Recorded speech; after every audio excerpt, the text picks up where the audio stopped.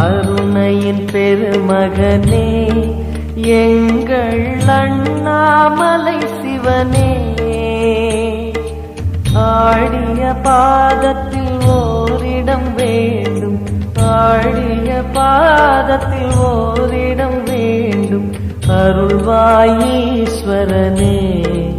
அன்பே அருணாச்சல சிவனே.